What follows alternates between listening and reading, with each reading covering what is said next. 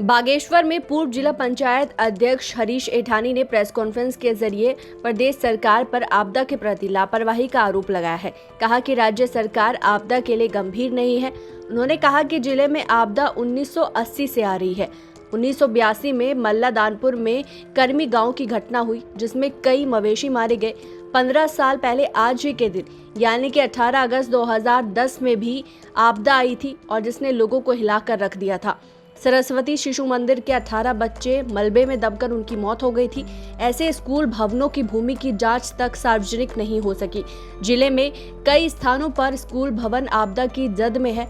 जनपद बागेश्वर आपदा की दृष्टि से जोन 5 में आता है, लेकिन ऐसे स्कूल भवनों को चयनित तक नहीं किया जा सका है। उन्होंने कहा कि मकान ध्वस्त होने पर 1.5 लाख रुपए की धनराशि को बढ़ाकर 10 लाख रुपए करे तथा मानव हानि होने पर 25 लाख रुपए राज्य सरकार दे। आपदाओं से सरकार को भी सीखना होगा।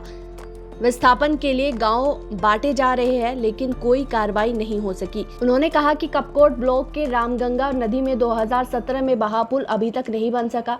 कर्मी में पशुपालन का भव्य 1 करोड़ से अधिक भवन बना है और इसका एक भी दिन उपयोग नहीं हुआ, वो धंसने लगा है। इसकी जांच होनी चाहिए। उन्होंने कहा कि आपदा में जिले को 43 करोड़ रुपए का नुकसान का आंकलन है, लेकिन विस्थापन के नाम पर लोगों के साथ छलावा हो रहा है। उन्होंने ये भी कहा कि पहाड़ में आपदा से नुकसान होता रहा है, लेकिन पहली बार आंकड़ों से खेला जा रहा है। ये नुकसान अधिकतर नई सड़कों का है। उन्होंने कहा कि 18 अगस्त 2024 को सुमगढ़ स्थित स्कूल परिसर में बच्चों को श्रद्धांजलि बाद वो उपवास पर बैठेंगे।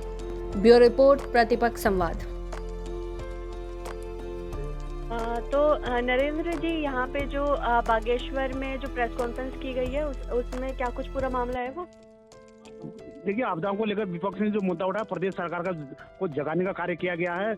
और यहाँ ये वैसे भी संसदीय जोन कहलाया जाता है कपकोट विधानसभा। तो विधानसभा में कई तरह की इस बार हादसे भी हो चुके हैं और बहुत ज्यादा आपदाएं आए हैं। इसलिए विपक्ष के द्वारा यहाँ पर एक मौन और धरना किया गया है और सरकार को जगाने का कार्य किया गया है। जी, तो विपक्ष के अगर हम नेताओं की बात करें तो कौन कौन उसमें शामिल है जिन्होंने प्रेस कॉन्फ्रेंस की है?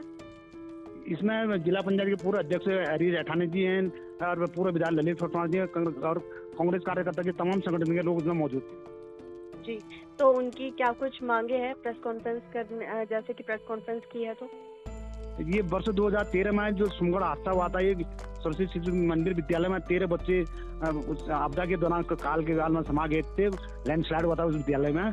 उसी को लेकर वो सरकार को जगाने का कार्य कर रहे हैं कि आगे से जो भी विद्यालय बने तो सुरक्षित जगह पर बने और सरकार के धन का दुरुपयोग ना हो। जी, चलिए, बहुत बहुत शुक्रिया आपका। धन्यवाद।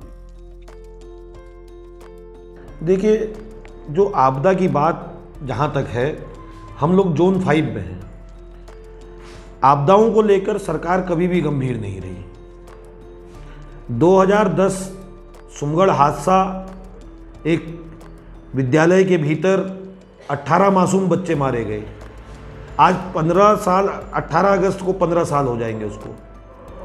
तो इस विषय को लेकर भी सरकार कभी गंभीर नहीं रही कि उसमें आखिर उस जगह पे किस सरकारी तंत्र ने वहाँ पर को परमिशन दी।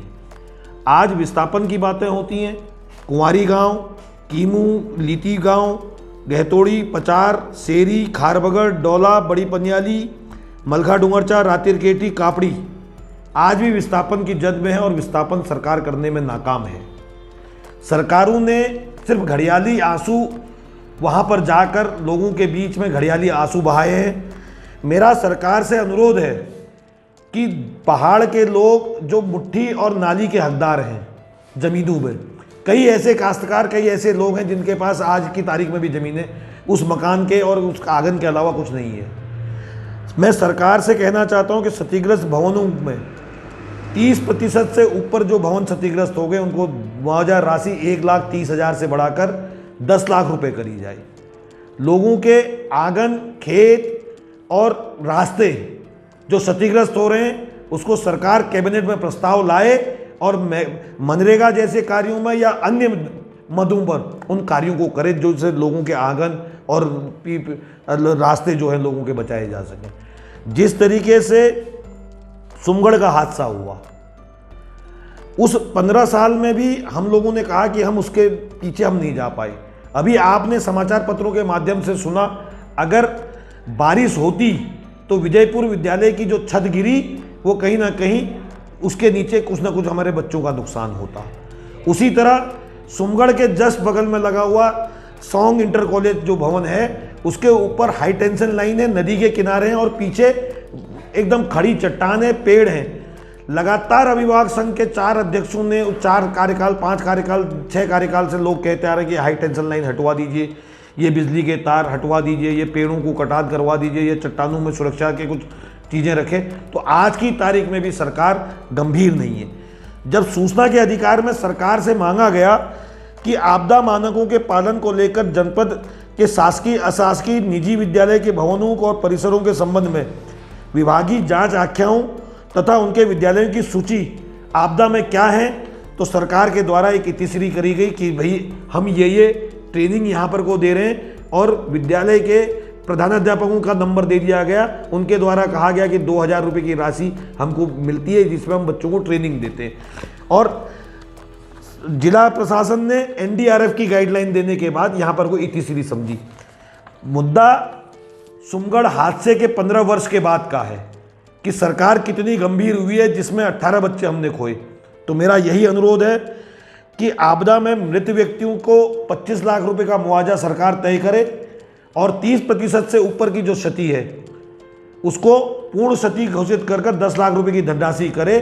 और विस्थापितों के बारे में सरकार गंभीर हो, ना कि आज कई ऐसे क्षेत्र में इस आपदा में ऐसे हैं लोगों के पास मालूम चला, उनके बुजुर्गों ने कहा था कि ग्रांट की ज़मीन है और वो ज़मीनों के कागज़ ना तहसील के पास हैं, ना जिले के पास हैं, ना पूर्ववर्ती जिले के पास है।